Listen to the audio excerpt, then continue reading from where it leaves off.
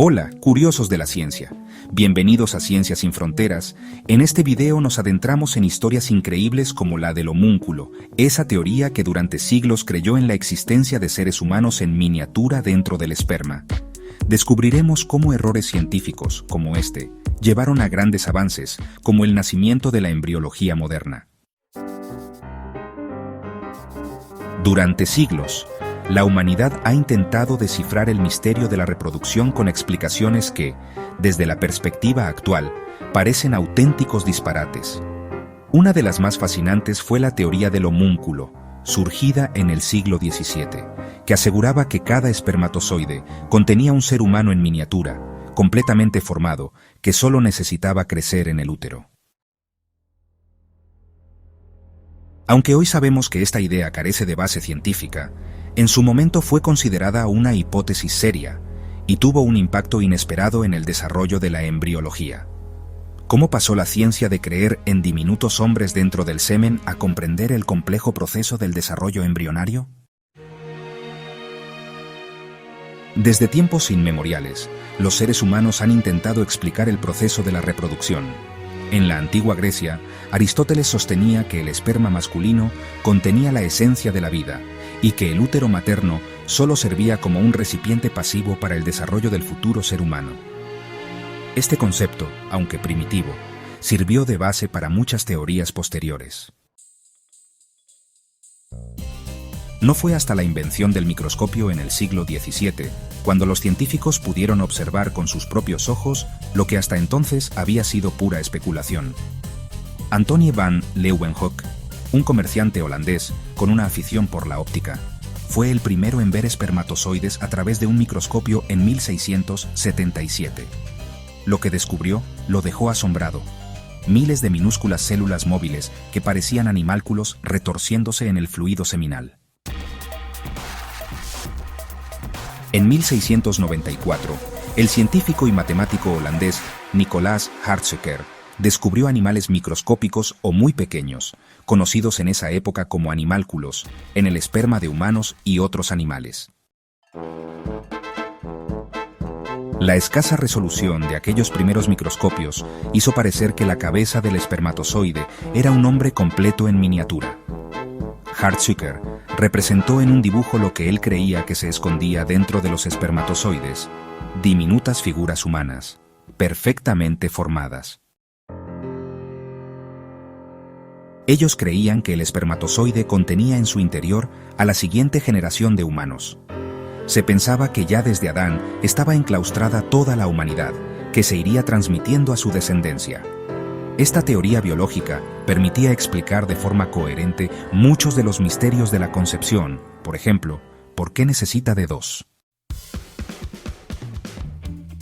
Desde esta perspectiva, el óvulo de la mujer no aportaba información genética, solo servía como un medio para permitir el crecimiento del hombre en miniatura.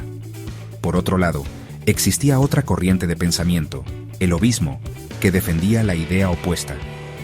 Los ovistas, liderados por el médico Regnier de Graaf, argumentaban que el homúnculo residía en el óvulo y que el esperma solo activaba su desarrollo. Así, durante varias décadas, el mundo científico quedó dividido entre espermistas y ovistas, cada uno convencido de su teoría.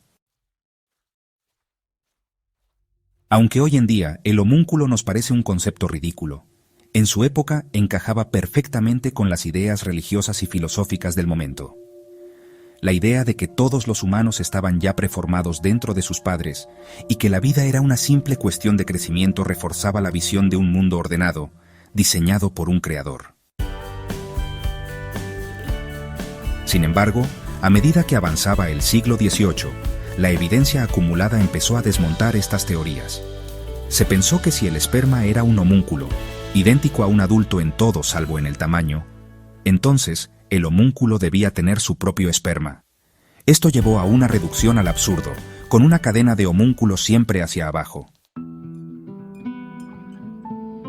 Más adelante, el científico suizo Charles Bonnet, al observar huevos de insectos a través de un microscopio, notó que el desarrollo de los embriones era un proceso gradual y complejo.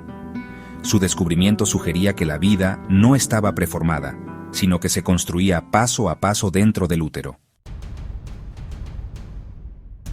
El golpe final al homúnculo lo dio Caspar Friedrich Wolf en 1759.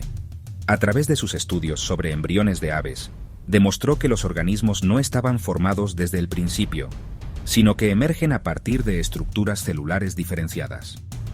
Su trabajo sentó las bases de la teoría epigenética, que sostenía que el desarrollo embrionario es un proceso dinámico, donde las células se especializan gradualmente para formar los distintos órganos del cuerpo.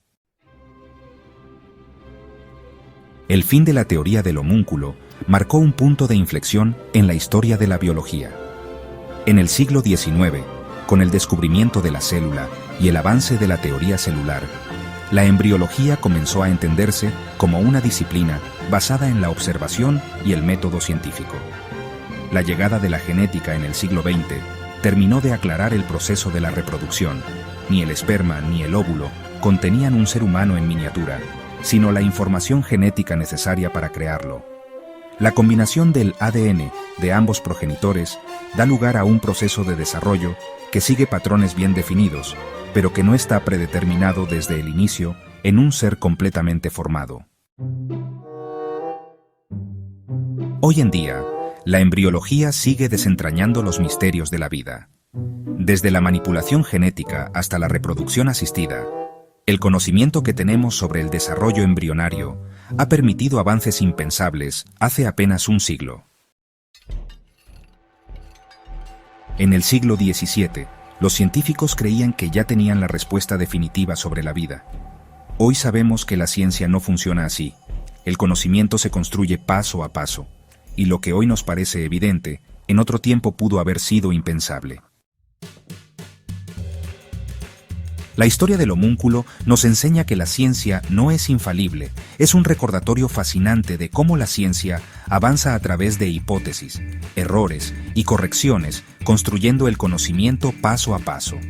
Aunque la idea de un hombre en miniatura dentro del esperma resultó ser completamente errónea y hoy nos parezca absurda, el debate que generó impulsó descubrimientos fundamentales sobre la reproducción humana y sentó las bases de la embriología moderna.